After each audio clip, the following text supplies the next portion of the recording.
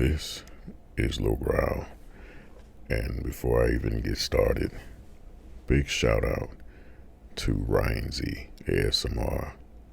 What a wholesome gentleman. I was with my brother today, and last night I told Ryan Z I would make sure that I got on the live. It was just a post he put up, and I was like, yo, I'm gonna be there. So I got into his live today. He had like 600 something people in there. I said, hey, my man. And he stopped everything he was doing, told his folks about my channel and how great he thought the channel was and everything. Told them to leave the live, come check out my channel, then come back. What a wholesome guy, man. Like, he is, I haven't spoken to him in person yet, but he just seems like the kind of person, he seems like me. Like, I feel like I would really get along with Ryan Z. So shout out to you, man. I appreciate that. And my brother saw it in real time, and I'm like, I just looked at him, I was like, man, I'm blessed, man. I really am. Also, I'd like to give a shout out to Peppered ASMR, another great guy, down to earth type of chill vibe type of dude. And on his channel, he does a lot of role playing. Like, he's a great storyteller. And he talked about me on his channel, and it's just so, I'm just grateful, man, for the love I've been getting lately and the growth that we've been seeing on the channel. Also, just shout out to my OGs, the folks that have been with me since the beginning, that still pop up in the comments section. You know, I really appreciate all of the love. Also, Saturn ASMR, he reached out to me. ASMR Metal Man, Lucid Blues ASMR. I feel like I'm missing somebody. Raffy Taffy. Oh man, how could I forget him? He commented. You know, that was very encouraging, seeing somebody as huge as he is commenting on my video. So that was awesome. All right, without further delay, today we're going to be going over my Xbox Series X videos. And the interesting thing is, I'm off center from the camera because I have typically purchased digital copies of games since I got my Series X, and even when I still had my Xbox One. So the images are going to pop up right over here as I go over them. But I'm trying to think. The first thing I want to ask you all, and please respond in the comments, how do you feel about Elden Ring? How do you feel about Bloodborne? How do you feel about Dark Souls and FromSoft games in general? There's one FromSoft game that I love with all of my heart. I played this game for a couple of years, and I want to go back and play it again right now, and that is Sekiro: Shadows Die Twice. Arguably one of the most difficult, if not the most difficult, FromSoft game to date.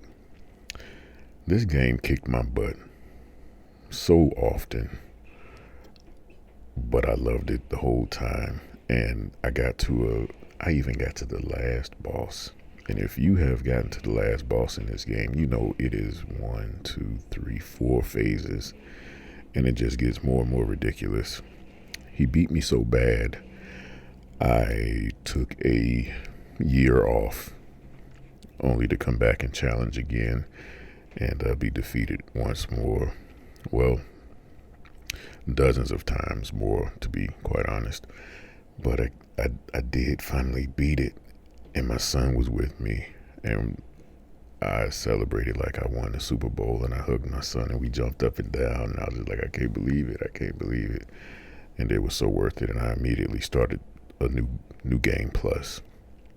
But I love Sekiro, so that's one of the Series X games. It's not a Series X game because it came out long before, but I replayed it on the Series X, and the graphics are just, man, it's beautiful. The load times are so low, and you have, you can just start back playing wherever you left off. So I paused the game, turned the console off and everything, but then when I turn the game back on, I can just click on the little startup cube, and I'm right back where I was. Didn't miss a beat. So Sekiro, Shadows Die Twice. I asked y'all about the Elden Ring and stuff like that because I was thinking about getting Elden Ring, trying to go through it. And I'm like, well, if Sekiro is the hardest, I should be able to get through these other ones. So I just wanted your thoughts on that. Next up, everything I'm listing, I've played it on Series X. Okay, Yakuza 0, Kiwami 2, Yakuza 6, and Like a Dragon. Kazuma Kiryu. This guy, what a noble street thug. Is there such thing? But this is a gangster with a heart of gold. And I love these games. I really do. They're so deep. There's so much to do on these games. Like, and the further along, well, I won't say the further along. The games, as they progressed past a certain point, like Yakuza Kiwami is a remake of the original one. Kiwami 2 is a remake of Part 2. But graphically, it stepped up. The in-game arcade, the side missions, these games are just so fun and so deep. And the stories, for them to put out these games as often as they did, the stories are really good. And it's just a clean, polished looking game. I love it. And the voice actor for Kiryu, that guy's he's a GOAT for real. He got one of the coolest voices. So yeah, that's another one that I've played through. I'm no longer playing any of them right now, even though I do want to start on. I didn't even finish Like a Dragon, but I like to do Like a Dragon. But the thing that was off-putting was they turned it into like an RPG style, turn-based combat, and I like just being able to walk up to people and punch them in the head. So I have to get used to that, but I do think it'll be worth me finishing it. Next, my favorite Assassin's Creed. No, I can't say it's my favorite, but it's up there. It's in my top 3. Assassin's Creed Black Flag. This one, man, I just like going and hunting sharks and whales and swimming down to get the treasure chests under the water. This game had a lot more depth than I thought, and a lot more, even the ship battles, fighting those other vessels. I don't know what it is about large ships and things, but it's almost something animalistic about them. Like it's a monster you're approaching. Like it doesn't even seem like it's people on the boat. It's like a big, huge monster that I'm taking on, and it's just, the game is beautiful. They're actually supposed to be remaking Assassin's Creed 4. So when that comes out, I'm definitely hooking back up with my man Kenway so that we can go and plunder more pirate ships. Okay? Next, Hitman, World of Assassination. I wasn't going to put this in, and I don't think I'm going to go deep into this. But y'all already know I like the Hitman games. But this was a trilogy, and I believe it's like the final trilogy for the Agent 47 storyline. Beautiful. All the state. These games have always looked really good. But I'm on part 3 of the trilogy, and I need to wrap it up. Next, we have Forza Horizon 5. Again, very, very polished game. I bought it when I had the Xbox One, but when I got the Series X, I re-uploaded it to the Series X. And this has been perpetually on the Game Pass. So I didn't even buy it. It's just on the Game Pass. So was a lot of the other games that I'm talking about. But Forza, it's a beautiful game. The cars are beautiful. The customization is great. The races, there's so many events. This game, they just continue updating it. And I'm like, it's almost like Mario Kart. Like, I don't know if they're going to go to a Forza Horizon 6 because 5 is just so well done. But hopefully unlike Mario Kart World, they won't jack up prices to $80, but that's a whole new video in itself. I am utterly disgusted by these developments. Alright, so Forza Horizon 5, just driving around in the wilderness, the races and everything. I have so much fun with this game. And I don't play a lot of racing games, but this is my go-to racing game, besides Mario Kart 8. If you want real racing, the Forza Motorsport games are really good if you want like legitimate track racing. But this off-road style, customization, just free-for-all, open world type racing, oh man, I don't think you can do better than Forza Horizon 5. However, there is a game that I used to love to play, and it was, take me down to the very last. Oh my gosh, I can't believe it. I cannot think of this game, but it had modes where you could, like, the goal of it was to like bash the other cars or survive other cars trying to crash you. Paradise City, what was it? It's not Need for Speed, but it had like the showtime where you purposely like flip your car and you're just crashing into other vehicles and stuff like that. I hate when these moments happen, but it was something Paradise City. That was also a super fun game, and I wish they would have continued what they were doing, but they end up doing something else, and I haven't even seen it. I haven't even seen the franchise anymore. Next up, we have Starfield. What to say about Starfield? Well, I wish they would have just waited to put the game out, because when they did the big updates for Starfield, they were good updates, but I felt like it was too late at that point. Now, I did have some fun with Starfield, but I just got bored after a while. I was just like, I literally found myself falling to sleep while I was playing Starfield sometimes. I'd be on the ship flying or something like that, and I'd just be like,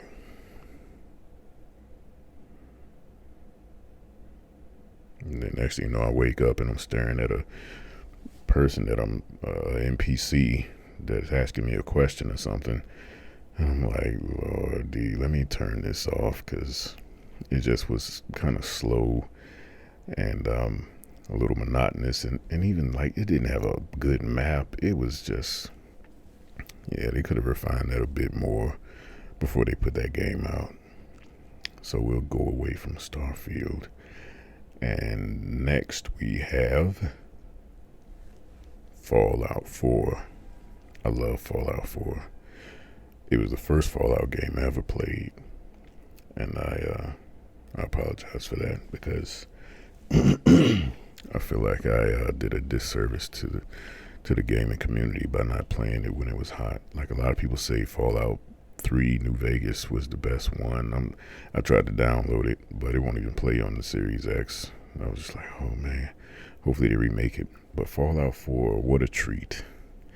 So much to do, and I got into it late, so all these mods were out and stuff.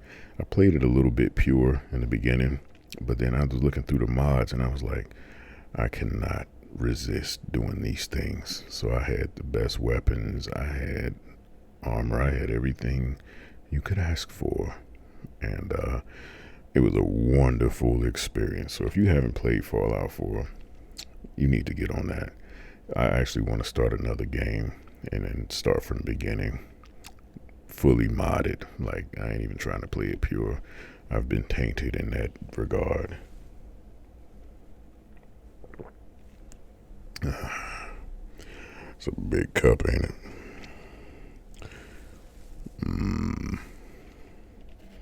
The bigger the cup, the better. All right, what are we going to touch on next? Okay, so this is something that's a little bit more recent that I'm curious about. One of these games all right, so before I talk about that, the last game, what I want to share is a game called Nine Souls. This is similar to another great game that I like, which is Hollow Knight. I still play these two. And Nine Souls is it's clean. It's clean. The story is crazy, but it's clean. I got to a certain point. I haven't played it in a couple of months. Things have been busy. And Hollow Knight I haven't played. I've played that more recently. But Hollow Knight is just fun. But yeah, those are two Metroidvania style games. If you're familiar with Metroid and Castlevania, then you know what a Metroidvania is. I'm pretty sure most of you watching this video know what Metroidvanias are. But if you don't, Metroid, Samus, that whole series combined with Castlevania and Symphony of the Night specifically, those two game styles combined to form the Metroidvania genre. And it's awesome. If you never played Symphony of the Night, you need to go play it. And if you've never played a Metroid game, I just recommend go play Super Metroid. I don't even care if you haven't played Part 1 or Part 2. Even though they remade those, play Super Metroid. Oh man, I replay that game at least once a year. It's got a special place in my heart. Now, an interesting game I've been hearing a whole lot about lately is this game called Clare Obscure Expedition 33. It is a RPG game. I saw some footage of it and it looks wonderful. But evidently, some guys that worked for, I want to say, is it Ubisoft? They were bored and they made this game in their downtime while working for this AAA gaming company. And now this game has kind of taken the gaming world by storm. You even got Moist Critical Penguin Zero talking about this game, and I love his perspectives when it comes to games and stuff like that, and his metaphors and analogies are hilarious. But I downloaded Clare Obscure Expedition 33 because I'm like, I do like RPGs, but I'm very hesitant to get into them because they are so demanding. Like they take a lot of time. These are big games. I ain't gonna lie, my favorite RPG of all time is Chrono Trigger on the Super Nintendo. I'm dating myself, but Chrono Trigger was dope. I wish they remade that. That'd be good. Same music and everything, but just updated graphics and stuff. But yeah, I plan on getting into Clare Obscure just because I wanna try it out, and that's all I really got to say about that. I'm very interested. Like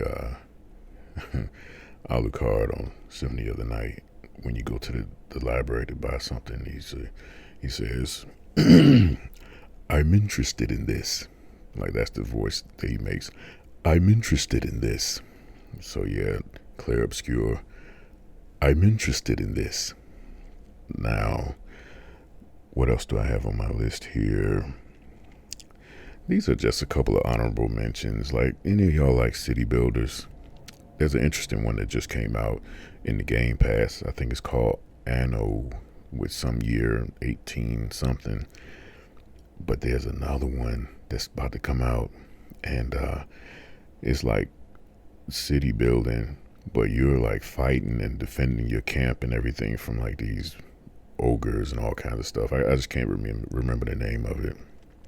But if you like city builders, there are two that I really like. One is Cities Skylines, and the other, actually, Cities Skylines 2 was supposed to come out for the Xbox Series X, but it didn't because evidently they screwed up the launch, and they got a lot of flack for how the launch went. So I never even played it, but I still played the first one, and it's good times if you have the patience for it. As a business-minded person, I like to build up things and see the population grow, see the GDP grow, see, the income and all those type of things, get new buildings and put them down and see how it raises the morale or satisfaction of my population and everything. But another one that I think I like it even more than City Skylines, Tropico 6. That game has so much personality. And it's just fun. You know, the little cutscenes when you're doing things, they actually have like voice acting with the characters, and it just makes it very interesting. The music is good. Sometimes I just wish the islands were bigger, and I wish you could choose whatever time period you wanted and just stay in that time period. But they make you work from back in olden days. I can't even think of the time period, all the way through modern times. And you got to meet certain types of uh, qualifications or whatever it is to progress on to the next thing. So it might be like get your population to this, or have trade routes going to here and here, trade sugar up to this amount, all types of things. But it's good times, man. Sometimes I don't want to be running and gunning and shooting and all that stuff. I just want to relax and just put my mind to something and get to it. Finally, last but not least, Black Ops 6. I did like the original Black Ops, and Black Ops 2 is my favorite. The original Modern Warfare 3 trilogy is my all-time favorite. The Soap, Price, Gaz, and Ghost trilogy, that was, oh man, Modern Warfare. Those were the days. It was somebody in the comment section when I mentioned Call of Duty in that first video. I was just talking like, man, the lobbies were crazy. It was crazy in the lobbies. Man, I got called all kinds of N-words and crazy stuff, but it was a unique time playing with your homies. Like people were just trying to get in your head any way they could, and it was it was the Wild West out there, but it was fun. It was so fun. But back to Black Ops 6. Not gonna lie, I'm not very far in this game, nor do I really have a desire to finish it. If you've been playing Call of Duty as long as I have, every game is basically the same. And now it's a bit more ridiculous because of all these stupid skins and things that just don't belong. It's like, call me a purist, call me whatever you want to call me. But I like back when it was military-based skins and things like that. Like now you got clowns and animals and all these bright, crazy colors and other things that it just it takes away from the immersion of being in a military game, fighting with your group. You can still have fun. I ain't gonna lie and act like I haven't had some fun matches with friends or anything, but it's just going so far. All the microtransactions and stuff, it's a huge turn off for me, and that's why I really don't play COD anymore. But there's so many games out here, guys, that we could get into and have a good time with. But that'll be the end of this video. I really appreciate you all watching, and I appreciate all of the new subscribers that have come over and shown me so much love. It's like it's just going and going and going, and I'm glad to see it happening organically. It's happening organically. It's not because anybody came and said anything or did anything. I'm just more focused on what I'm doing over here, and I'm trying to just continue improving on the channel. So I appreciate you all. Thank you. So grateful. I'm a blessed man. What can I say? That being said, y'all take it easy. Let me know if you liked the video in the comments, and let me know about that Elden Ring and Dark Souls games. Like, is it worth playing Elden Ring at this point? Because if y'all say it is, I think I might give it a try. All right. Thank you. Y'all be good.